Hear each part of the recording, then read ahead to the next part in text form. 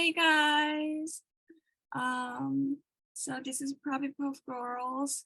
Um, so uh, so I'm Ali, and here we are with Rachel and Sophie. Yay. Hello. Hi. Hi, everyone.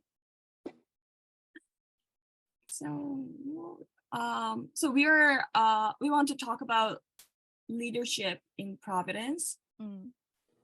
And so we were talking a little bit before this recording, and then brief introduction. So Toby and I go to the same church, and then there are like about 2,000 people in this church.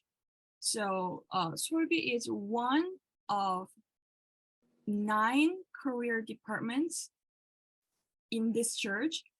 So it's like so we have way more people, and then since Pastor Sky talks about leadership a lot these days, we thought, it's like bigger churches should actually start thinking and like create curriculums for leadership first, because we have more people to do so. So maybe we could just talk about what we should do, and like what was our experience, and then like what we want as leaders, or from leaders, that kind of things.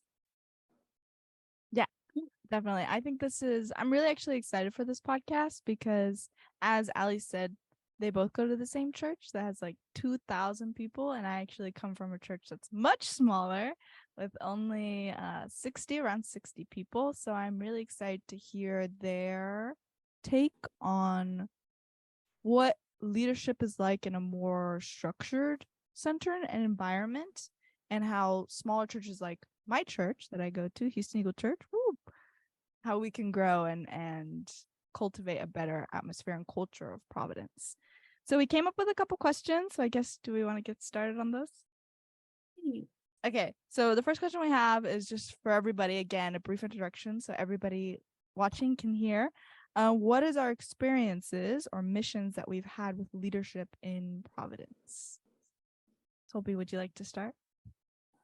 Yeah. Personally, I have been running for the Providence for more than 10 years so far. Yeah, and yeah, thank for God. And I also graduated from the semester graduate 3 times. But and I have run for what? You can do that. You can graduate like 3 times. Yeah, Providence seminary student. Seminary. Mm-hmm. Yeah, seminary 3 times. Yeah. And I've been work for SS department and campus department, and also I'm working for career department now. So based on my experience running for Providence, I think the most important thing is to have the same mind with 선생님. And if we follow his word and we keep thinking about what he does to us, it boosts us to run for the Providence. So basically, my church is so interested in raising leaders, especially the leaders for the Providence, because compared to the previous history in Providence, the leaders is kind of like shortage these days. So 선생님 and other people always seek for the main president, 목사님? Like pastors? Pastor. Pastor. But it's so limited. So people hesitated to run for Providence for full time. So 선생님 are worried about the raising leaders these days. So maybe Ali mentioned about that. So we are talking about this situation. So yeah, so we think about that, how to raise the leaders in the Providence, and what is the correct or right curriculum for the leaders. Oh wow, so you've been everywhere. SS, campus, Because I'm career. older. I'm older. It's amazing. Yeah, And then I Ali. have experienced a lot.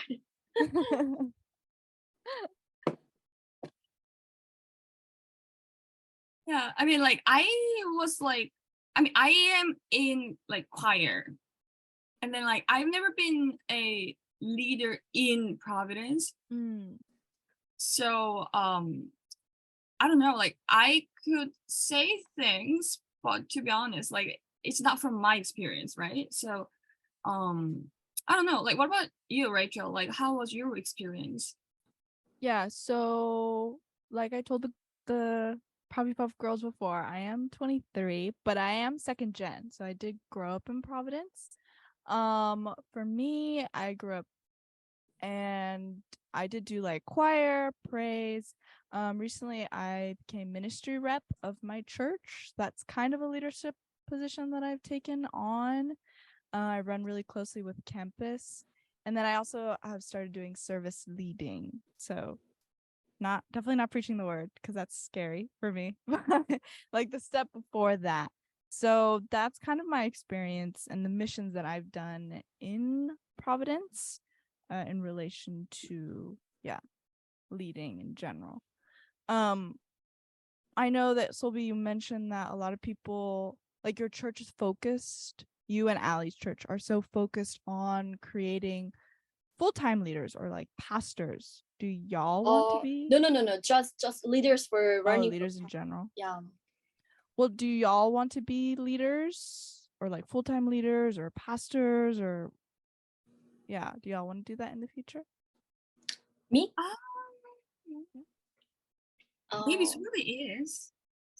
Actually, I was considering to be a pastor, but now I'm praying for my future career for Providence. But so I didn't decide it yet. But if so like you're open. Yeah, I'm open. So if 선생님 or God wants me to do that, so I'm willing to do that. But personally, I don't want to sacrifice a lot, with my personal feeling and thinking. Being a full-time leader as a pastor? Pastor, yeah. So I forgot this word. And pastor is I think so harsh. Their lives should be sacrificed all the time for the lives. Yeah. And of course, God loves them and God works on him or her. But as a human being, it's not easy to endure all the God's will and God's love. Yeah, I agree. Yeah. My dad was the head leader and pastor of Houston Eagle Church, and looking at it from like the pastor's daughter, I could see the difficulties and sacrifice that my parents had to go through, including their relationship for the church. So for me growing up, even now, it's really difficult to want to be a pastor or even someone that runs full time for Providence, because it is really, really hard. Of course, when I hear the message, I'm like, yeah, yes, definitely. And then afterwards, I'm like, oh, I don't know. It's so scary. I mean, I would love to be able to, but yeah, I think the topic of how do I get to that level and confidence of being able to be a full-time leader or any sort of leader, or even a pastor, it's not there. And so it makes it more difficult for people, especially after seeing what others in the past have had to sacrifice and still wanting to do it. It's definitely hard from my perspective. Right. So like, how I thought, like how I used to think when I was younger, it's not right thing to do. Right thing to like think in that way, but I kind of thought I would never want to be a leader because that's like way too much responsibility, because if I do something bad, it's my fault. But if I'm a pastor, it kind of becomes something or God's fault as well, because even though I would be, like a leader in that situation, like I am not good enough. So like it's like I am not fully made, but I was still appointed to be a leader. So it's kind of, that is like really burdensome. It's a lot of responsibility for me personally. So like that's how I used to think. So when I meet for example a pastor or like pre-pastor, whoever it is, like a leader that isn't that amazing, then I used to kind of think like, oh wow, that's like, she's a leader, like he's a leader, but like they're not doing amazing. So for me, like, oh well, I'm in Providence as well. They're in Providence. They have been in Providence for like 10, 20, 30 years, and then they're not doing that amazing.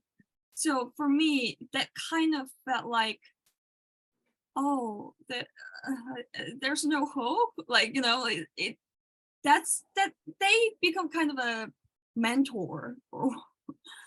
So I think that, like, personally, first of all, like that's a big responsibility. And then like what has been happening, at least in Korea, to leaders, I think that's another thing. Like so it's something that I have only heard.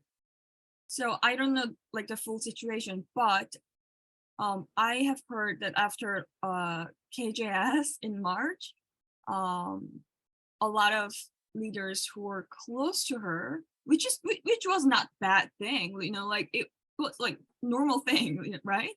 Right. A lot of leaders who were close to KJS actually like had to go through a lot of almost like witch hunting, kind of. Not like trying to burn them alive, but like they were trying to test, like they meaning like some church members tried to test their leaders. Oh wow. Oh, you're close to her, are you on their side, that kind of thing. So for me, if I had to go through that, then like that would be really hard. I think that's one of the reasons why a lot of people had to kind of step down. Yeah. Because at that point, like your church members don't trust you, like you can't really lead them anymore. I think that's one of the reasons why. And then like the mental shock is another thing as well. Like I mean, I don't know. For me, that's like those two things are the biggest things why like a lot of people don't want to become leaders. Also, I have a job and a career, so I might be like a leader, but not like full-time leader.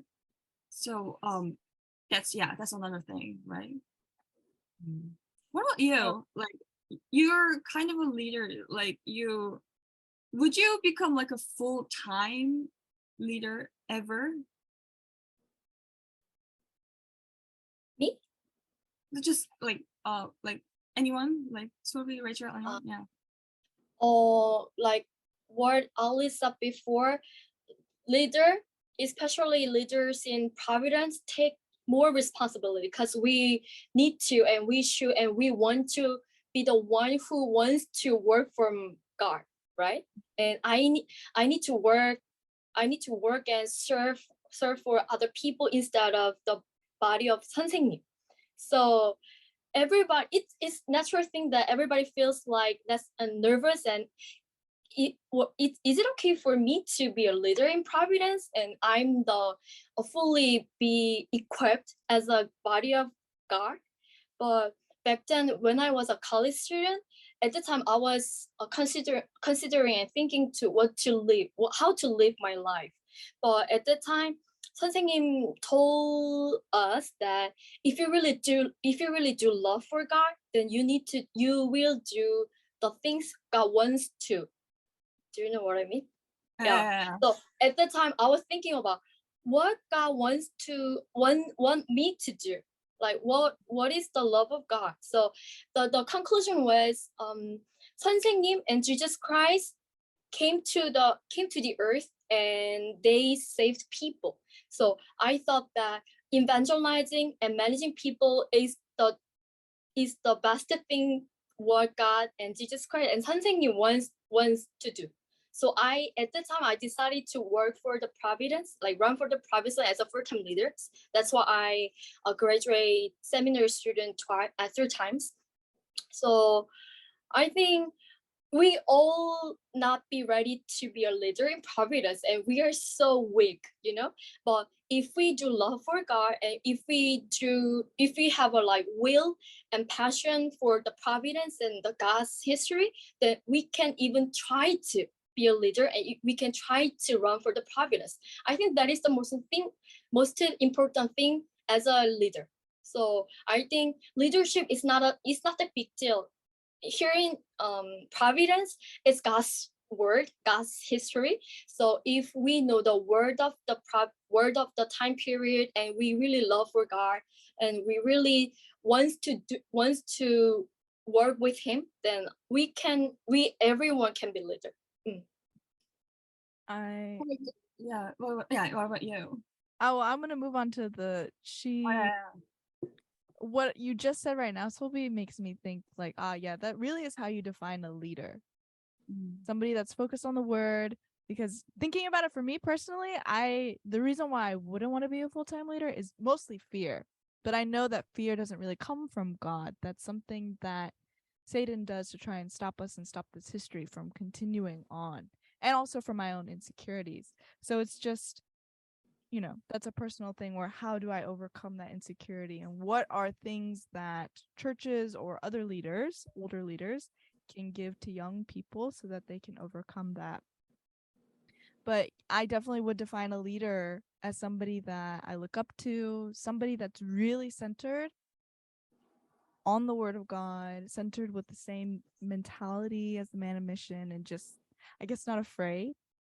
I would like the leader to be outgoing, but that's definitely not a lot of qualities that we always see in leaders. There's so many different types of leaders, definitely.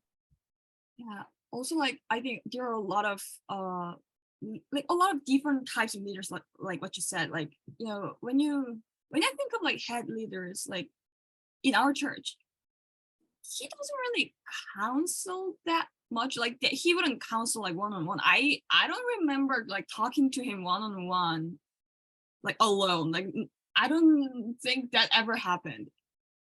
I mean, I think he knows me because I'm in choir, but like I'm not even sure if he knows my name.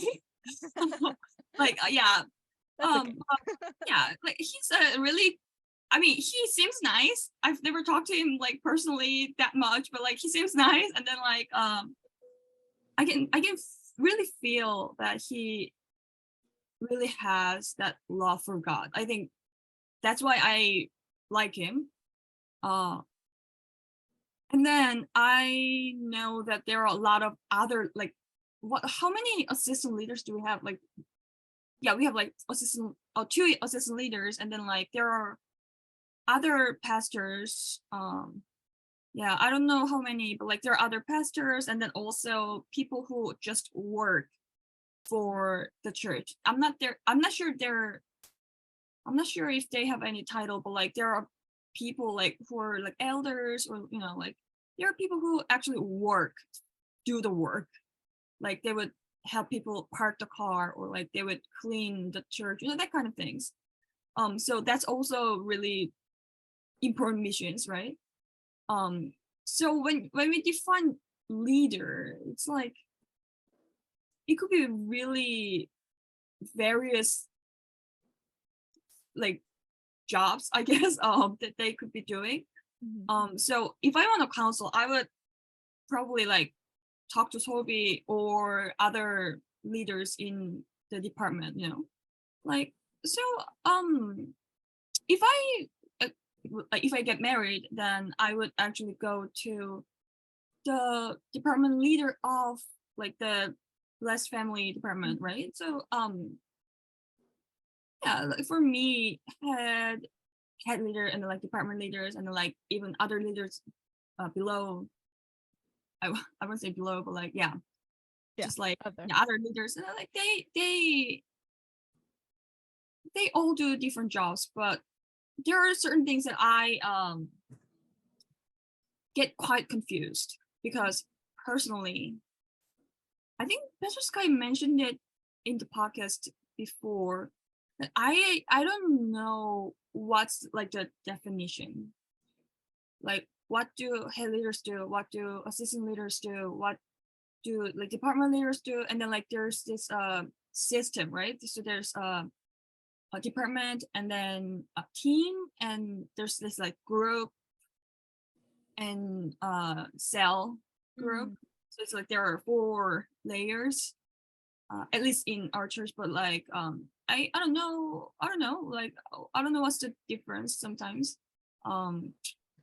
I don't think there's like a onboarding documentation.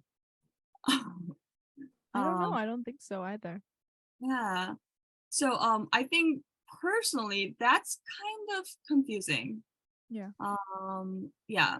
So like now that I work, I can see, oh, okay, first of all, R&R not defined in Providence.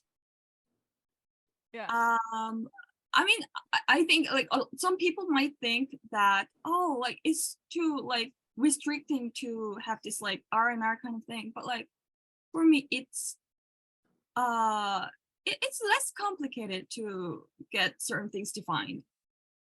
So personally, I think that's one thing that I get kind of confused. And then I also want to ask you guys, because you guys have been in Providence way longer than I have. Like I'm not like Pastor Sky actually mentions that he's never gotten any kind of like set curriculum, like education. So I don't know if that exists now or like it never happened until now. For me, I was raised by a certain curriculum for the leaders before. Oh. Yeah, so there are some lectures that I need to take, like lecture for Sunday service, lecture for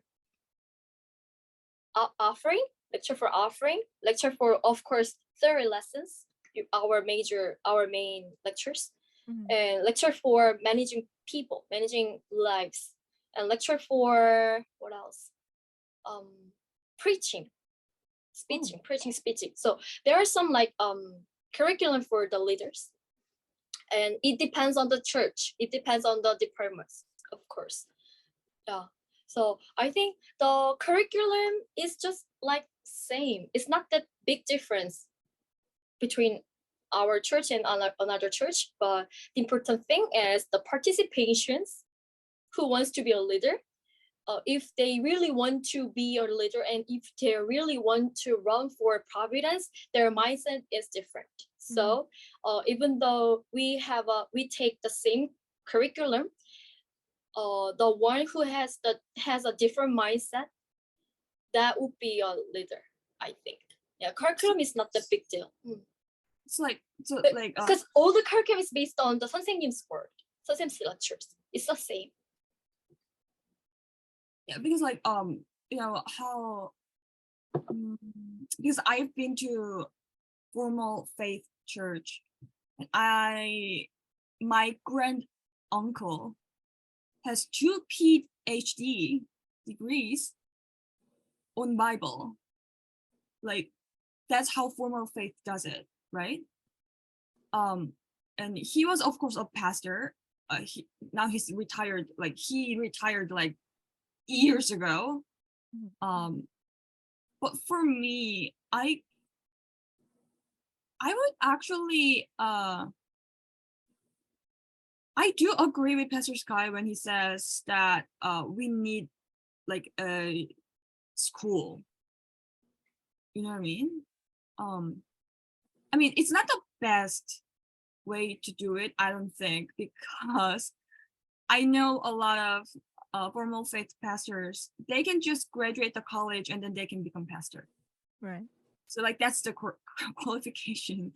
And then honestly, anyone could do that, you know?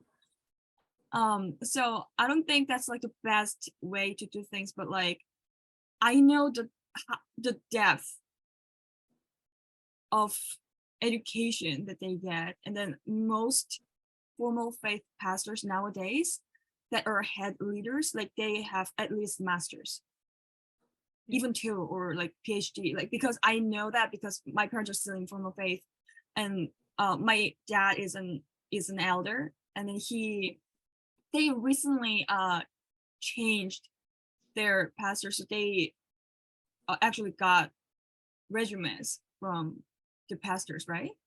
So he saw all these degrees and all the things that they have done, and then my dad was like almost shocked by how much they have done. That is like way overkill. But because formal faith in general, like it's dying out, right? There are not many young people that churches are basically dying out, so those pastors don't have anywhere to go. So like now they have to go to graduate school to get hired, basically, right? So for me, I mean, we have like way better word and way better just education just by like 30 lectures, but also like we still have to study the Bible, but like we don't really like study the Bible, kind of, I don't think. And I know that I've been in Providence for almost 10 years, which means that I have came to Providence right before rapture.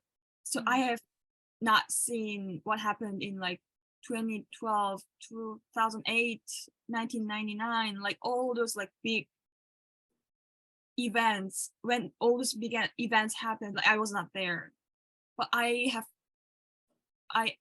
don't know, like, but it's history. If I really want to, I would be able to like look up what happened, but still, like I can't even digest Sunday message properly. I have a like full-time job. Like I have so much things. Like not just me. Like many people in Providence. Like we have jobs and we have so many things to do that it's almost impossible to digest just Sunday message or like Wednesday message, and it's really hard to just like look at what happened back then. You know, it's almost impossible. So that's like I really want like Udemy in Providence. I'll pay for it. Like I'll pay. Okay. I think what you both brought up is I'm kind of in between both, because I do agree that from listening to the words, we don't really, that is the core of what a leader should be. Like everybody, I remember we would join these meetings or education something and what have that were translated. And always he'd say, oh, everyone is a leader, like in their own right, the leader of your family, the leader of your faith, and it's just based off the word. But I do agree that it would be great to have some form of curriculum, because even when I became ministry rep, I had no idea what I was supposed to do, what goal I was supposed to have, if there was a goal, am I doing this right? And nobody either could tell me or wanted to tell me because they didn't want to be too restrictive.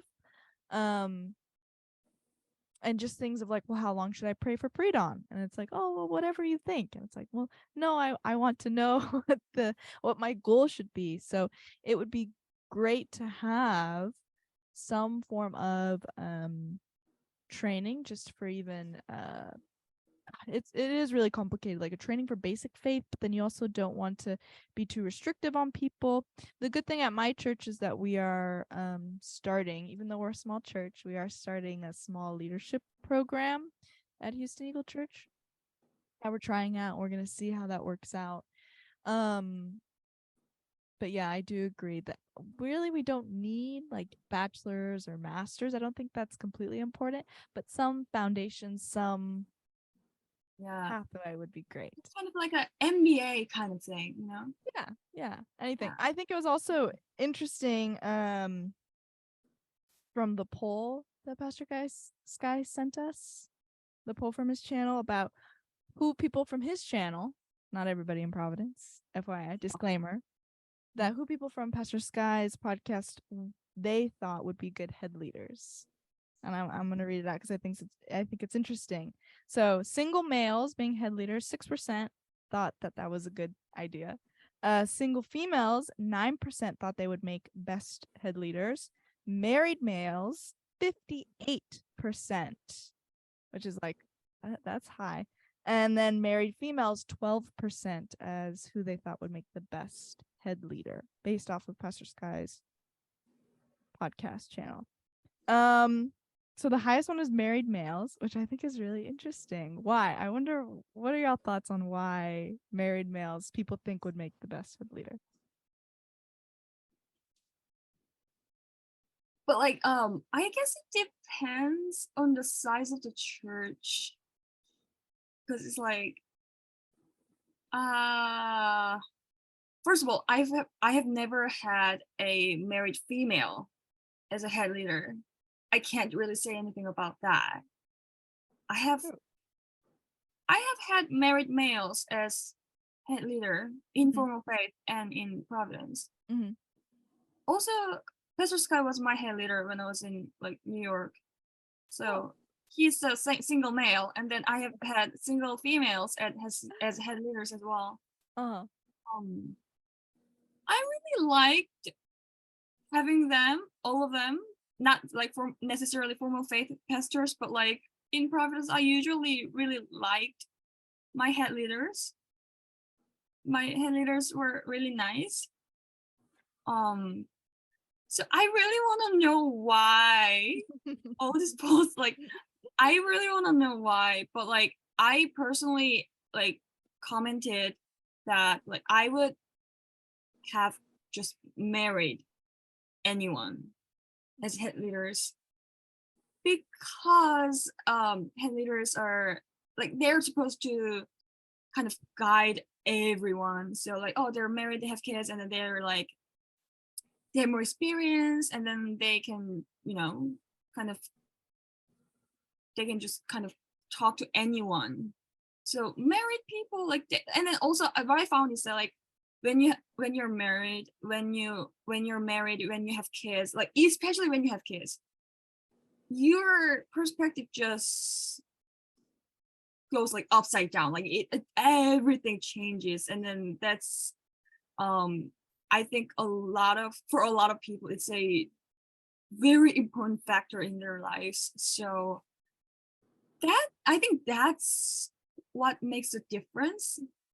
Also, like having someone as your family, like complete kind of complete stranger as your family, that's what marriage is. So I guess that's also a big factor. But I don't know, like I have heard, like I don't necessarily agree, but like I have heard that some people saying that faith stars are kind of like young because they have never experienced all these things. But like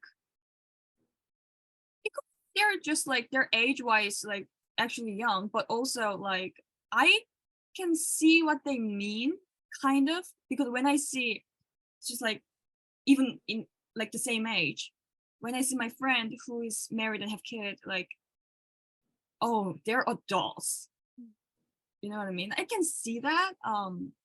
So marriage and parenthood, that's, yeah, I think that's kind of important. But also when I think of it, it's like, if you're not really gonna like counsel one by one, like, does it matter? Like if the handler is not gonna like manage everyone one by one, then like, I don't know, that's another thing. Yeah, Solvi, what do you think? I think it's very interesting to see the result of the poll. I thought that Providence people would prefer Faith Star as a leader than the Blessed Families. You too, right? Yeah. And then that was I was talking about the one who is a Faith Star and try to prepare for the Blessed Family. So we were talking about that. The KJS KJS mentioned that it's not the face star, it's the ability. So even though you are a blessed family, even though you get married, if you're talented and if you're enough to be a full-time leader, then you can do that. She said that. So at the time, some face star was kind of confused, but tried to prepare for getting married because they thought that even though I got married, if I have a willing and if I want to be a leader and if I have a talented, then I can be a pastor. But the situation has been totally changed. And then we didn't get any instruction from like 선생님 yet. Right. So, but counseling, it's one of the big thing what pastor need to do for the people in the church. But I think that even though they have a lot of experience like getting married and raising kids, the big thing as a pastor is a kind of have 심정 and spend lots of time for the church. So there is a constant pros and cons. Yeah. So if I'm blessed family, then I need to spend more time for the families and raising kids. But if I'm a faith star not getting married, then I can more spend time on church, raising people and managing people and preparing for the preach. Even though I don't have any experience of the blessed families or like raising children thing. And for me, I'm quite like old enough and I'm not getting married. But even though I didn't experience on certain thing, I can know.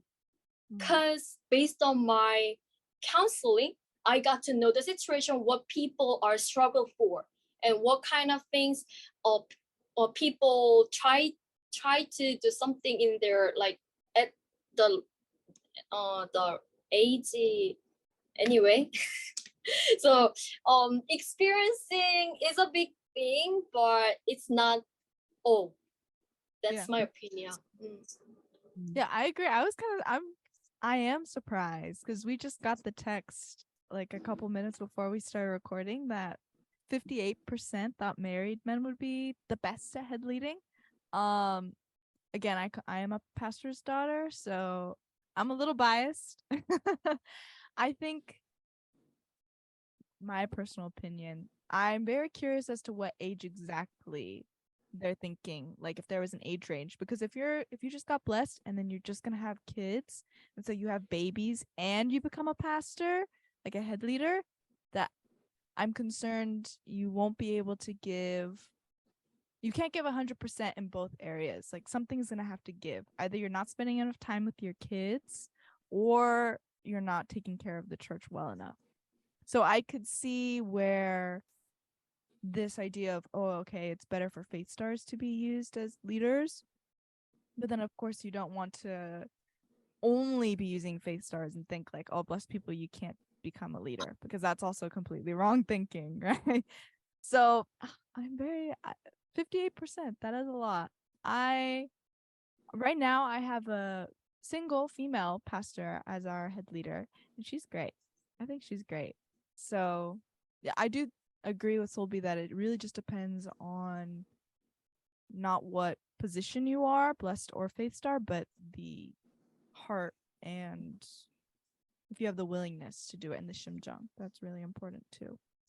Well, from what you said, I want to ask you, like, how old were you when your dad was the head leader, right? Mm-hmm. So like, how old were you when he first became head leader? My parents got married, and since I'm actually sent them to pioneer Houston Eagle Church. So as soon as I was a baby. Oh wow. When I was a infant, yeah.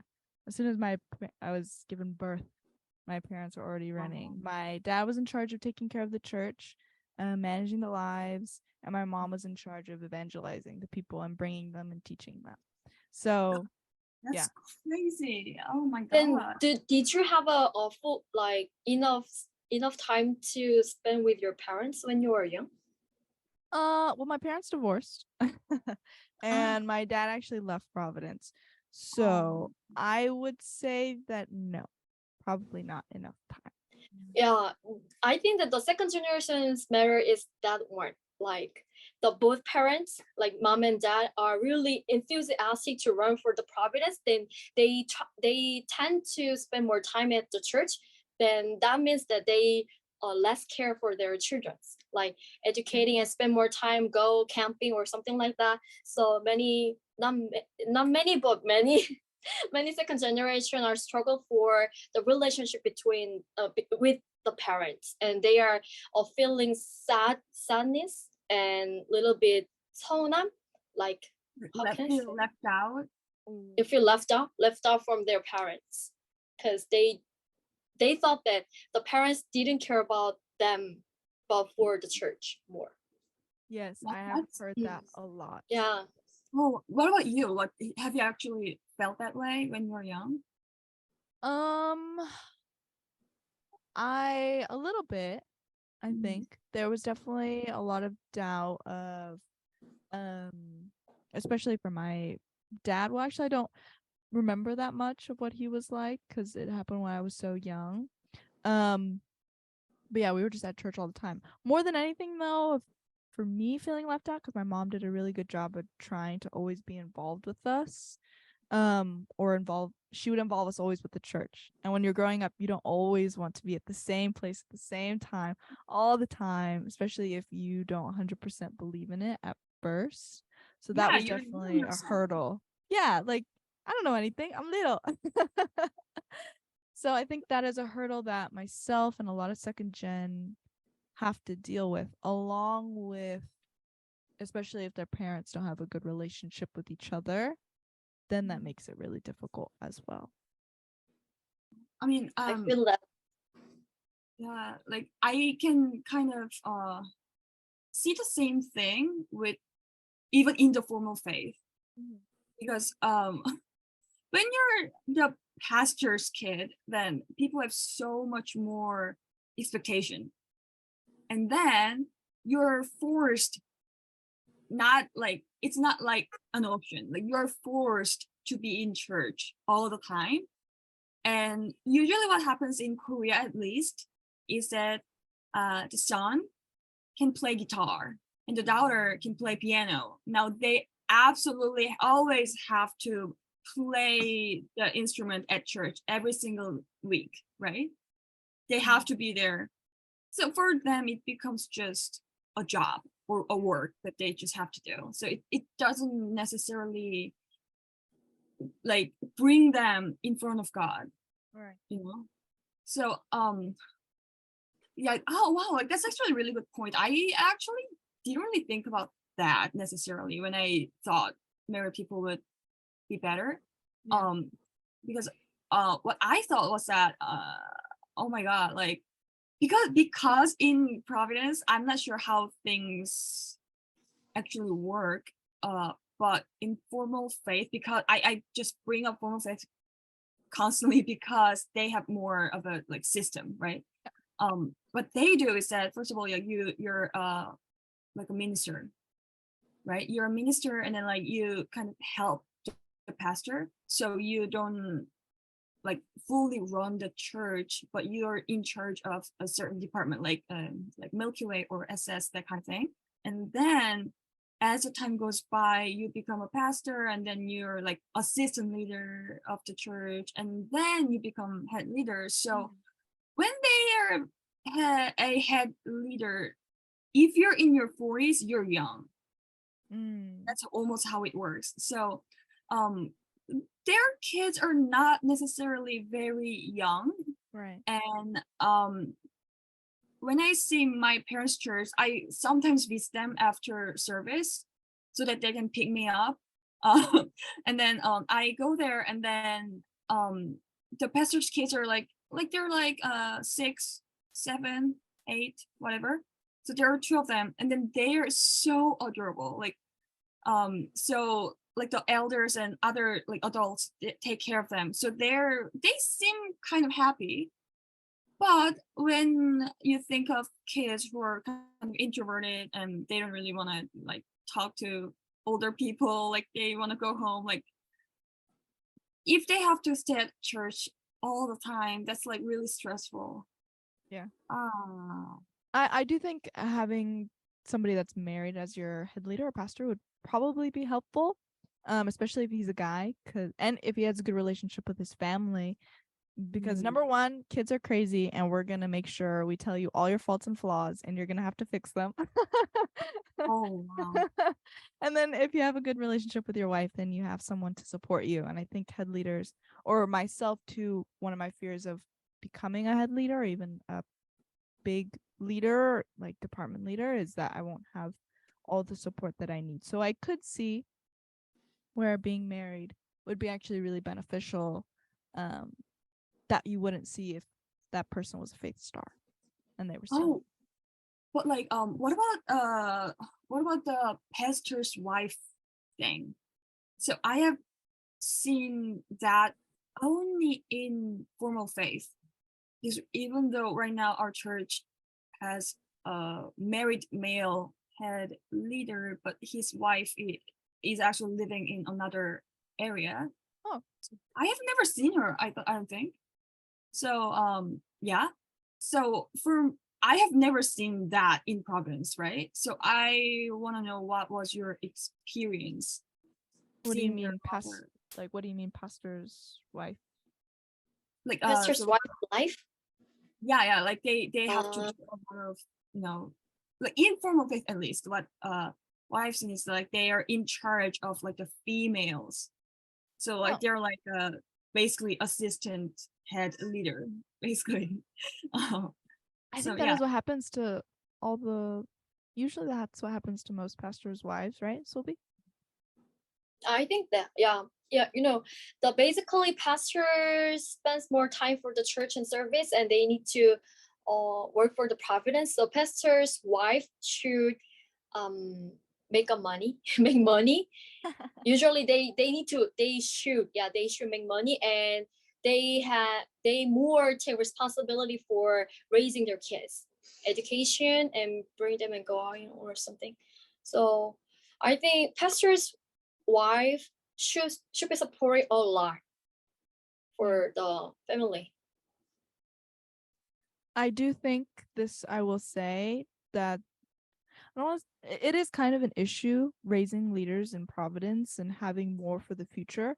But I will say I can see how in the former faith there's far more structure and there's a lot of support. Like you were saying, Ali, the pastor's wife is always having support, or the pastor, and just in general there's ministers and assistant leaders and like all these things. But because we are so small in Providence, it's the only 1,000-year history, and we've only been in this history for how many years?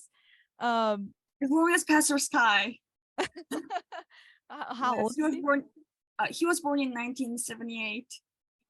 Oh yeah. Oh my god, he's old. Yeah. Anyway. Literally.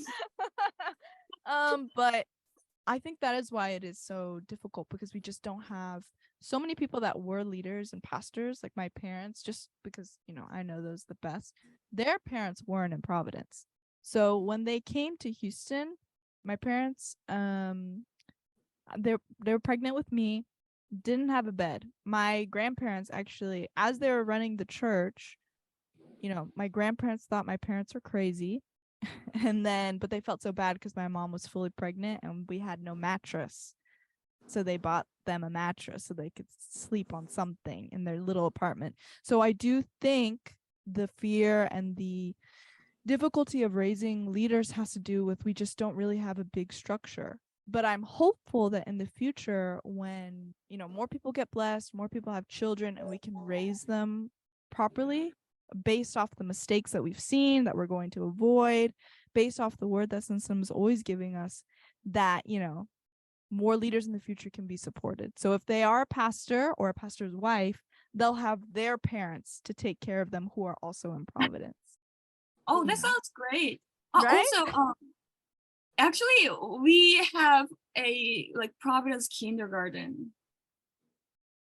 Yeah, there is a kindergarten for the blessed families kids Yeah. here in That's Korea. so But cute. you know, I think I feel so sad that the pastor's family usually try to have usually have financial difficulties. You know, Oh yeah. and during in Providence, our history is just for 45 years so far.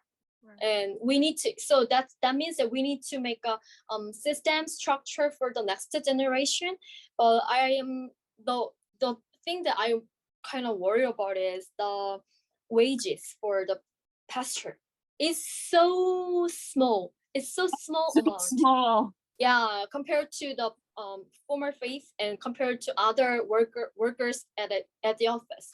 So if the Providence has a kind of system to give some money for the pastor more, then the pastor's family not be worried about the financial situation things.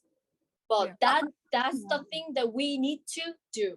So if Providence people do offering well, every Sunday, then it could be more better.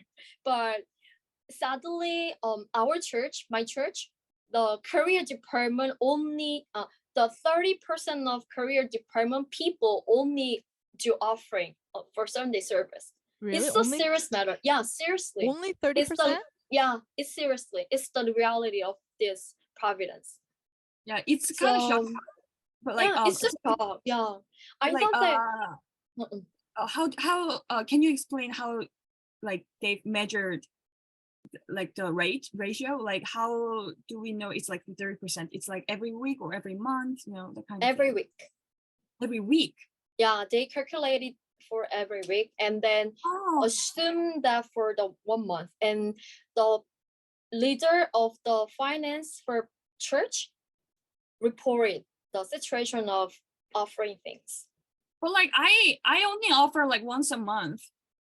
Cause you don't have a mission.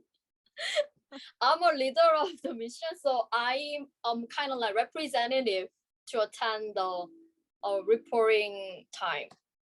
I mean, not like that. Like I'm like, I actually like offer like once a month.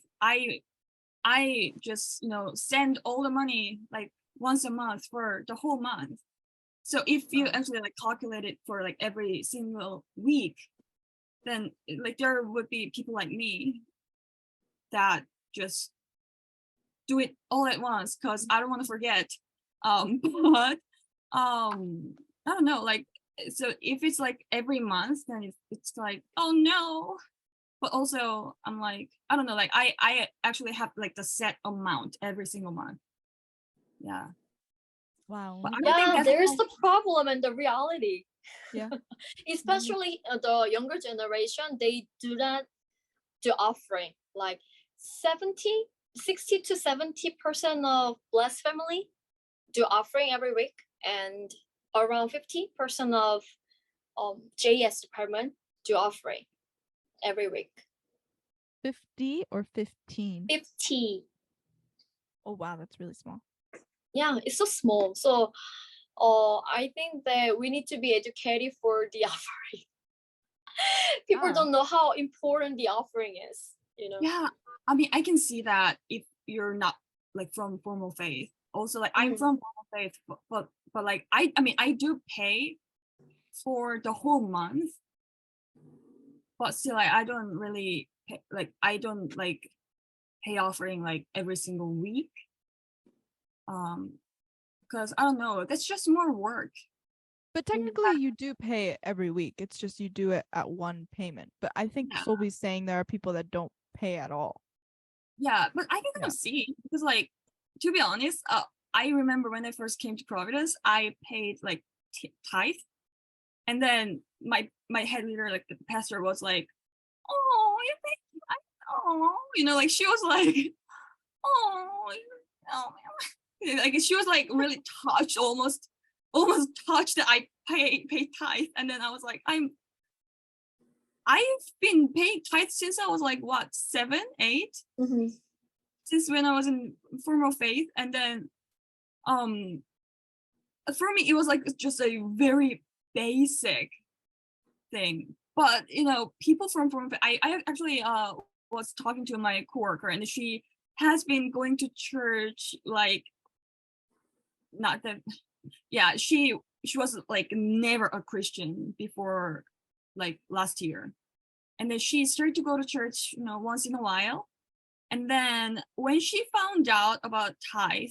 it's like that's a lot of money, first of all, especially when you're not getting paid that much. It's like every penny matters, right? And then she was like, she has never paid it in her entire life, and then it's like a new tax for her. So I could kind of see, like it's a really weird thing for like non-Christians. They can't know.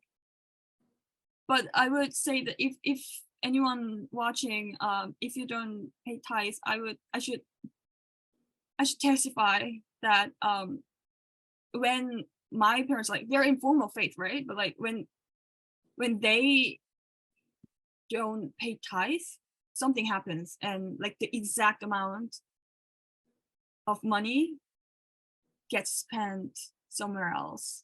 But like really bad way. For example, my dad got robbed. He didn't get hurt, like the robber didn't like try to take it forcefully. He came to my dad and was like, oh, can I borrow your phone? My battery's out, I have to make a phone call. And then he just took the phone and ran away. And he got robbed. Wow.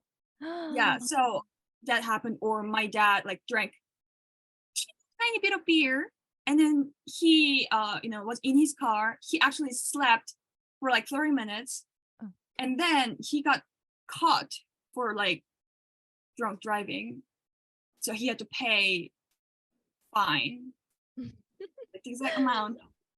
So like things happened to my family. So I have heard of these things like since I was young, and I was like, oh, you made a promise to God, you have to keep it, that kind of thing, Yeah, so pay your tithe, everyone, please. But you get robbed. But I could understand how for non-Christians it might be weird, but it is also it is a traditional thing, kind of a tradition. And if we are hopeful and wanting to really fix the issues that we see in Providence, like leaders in general, whether head leader or not, being overworked and not compensated for that work, or having to do full-time Providence and full-time jobs, that's also going to burn you out, then yeah, we really need to pay tithe or find a way where we can support our leaders in a better way. And then when people, at least for myself, because if I see someone being successful, then I'm like, whenever KJS wasn't KJS and she was AJ, I wanted to be like her so bad.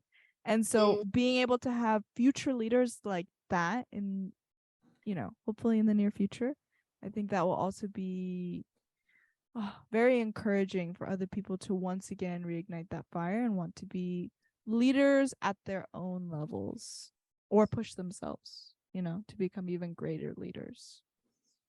If there is a vision and hope. What were you going to say?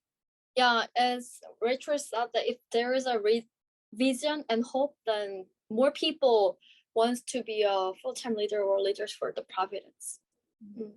And the JS actually was one of the kind of like textbook to shown to other people how the full-time leader lives like that or not, But as she falls, we lost any hopes. But of course, she is not the only one who was a full-time leader in Providence, but she's kind of like standard. She was.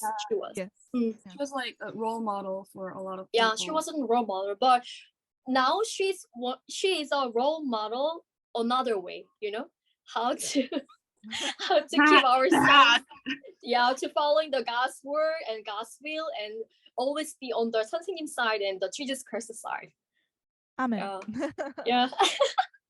Like anyway, this is like a random thing, since like we were talking about how little income that full-time leaders get.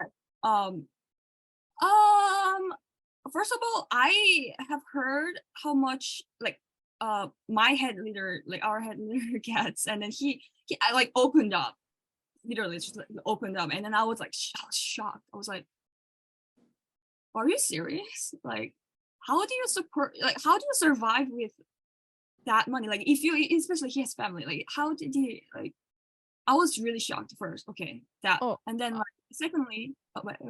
Well, I have a quick question. I know that here in the US, department leaders do not get paid. In Korea, do department leaders get paid? No, I'm not paid as a department leader, but Ali was saying that our main pastor, head leader. Yeah, so yeah, he's not getting paid, right? That much, right? And then like, second thing, like, since I was like, I told you that I need like Providence Udemy. How do you think about having that kind of platform, actual like platform where leaders, like for example, like Toby actually told me that he wants to become like a Korean teacher, like language teacher. Yeah. Yes, go to her if you want to learn Korean. And then like, so for example, like, so she's in Providence, and if you guys, like English speakers, wants to learn Korean, then like you could just learn Korean from any Korean, but also there are certain Providence things that you want to learn in Korean, right?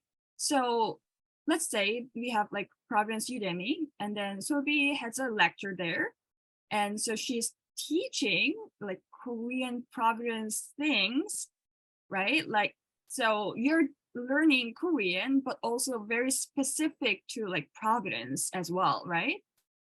So like, I think a lot of Providence members would like to take that kind of lecture, and so they, like they could literally just like pay for that lecture. Like actually there are some language school here in Korea for the foreign members for Providence. Like, I'm talking like a way like a bigger platform where like you could do that. And then it could be like online, because like that's how you make money more online.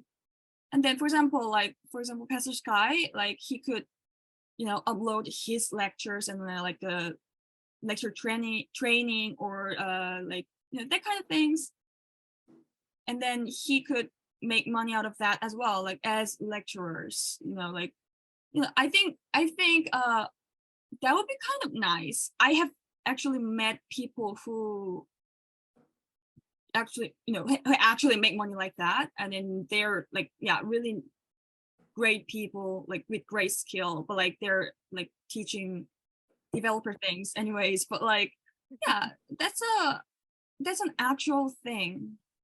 And I think like we don't need like bachelor's degree, master's degree to become a head leader or just any leader in Providence, but it would be kind of nice to have that kind of lecture.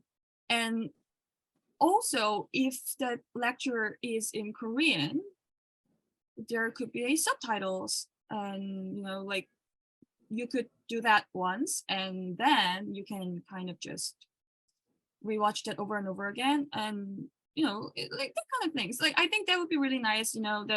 The leaders also can get another income other than just what their church can afford. Right. Because since I know what my head leader gets with 2,000 church members, I doubt other head leaders get even that, and that is just not enough. It it's I don't know. It sounds like a second job almost. So yeah. So it'd be Ali just created a new workshop, new program for you. So everybody comment below if you want Provi to teach you, and you will pay. You have to comment and pay. That would be a really good one. I will take care about that. Yeah, but I don't know. Like I really want something that can sustainably support leaders. Yes. And also when I was in New York, I kind of felt like English speakers, like non-Korean speakers in general, like they don't get enough opportunities to get all the like education because it needs to be translated. We just don't have enough manpower to translate everything, you know, that kind of things. So I don't know, like for me, that's, I don't know, like we should go online. Yeah, no, I think that's a good point. Yeah, due to the financial difficulties, some assistive pastor, yeah, they have a part-time job, working for 2 or 3 hours or something. Yeah. So if the people like us are raising our voice, then the wage of a pastor should be increased. So we need to raise our voice for the full-time leaders in Providence, and try to educate people to pay offering correctly. I actually didn't even know that it would be an issue actually until like she brought that up. Like I actually heard it like several weeks ago for the first time, and then I was like, oh, people don't know that they need to pay tithe. Oh, I didn't know that. You know, that kind of thing. Right. Yeah.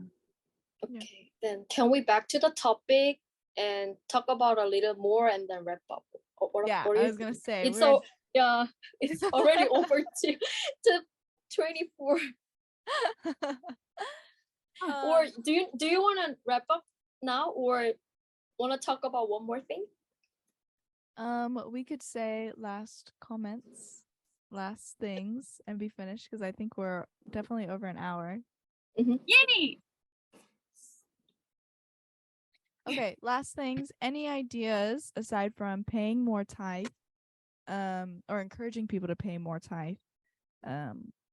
Any ideas that we want to see or hope to see to encourage people to become leaders, or creating a curriculum for leaders, or any other ideas you might have for leaders? I don't know. As a department leader, so what do you want to have, just like, you know, as a support system? Well, I know that Providence people are really enthusiastic to 선생님, of course, and for the God's history. So they really care about the things what happen now here in Korea and here in Providence. But if people recognize that full-time leaders or the pastor, even a pastor, is a human being, and they are not fully equipped as a leader. So if they consider about that and try to be supported more, then the full-time leaders and other leaders for the Providence got a courage from the people and try to do with a more 자신감, full, Like gosh, I cannot translate. That's why like, I understand the 심정. Okay.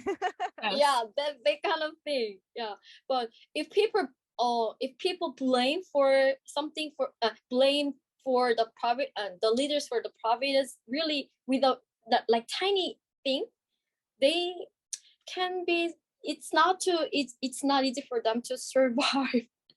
and serve as a leader. Yeah, so support and love and the same will with 선생님 are the most important thing to raise leaders and show the vision for the providence. What about you, Rachel? Like, as a pastor's kid, or just as a daughter of a leader, how would you say that your parents would have gotten more help if, yeah, I don't know.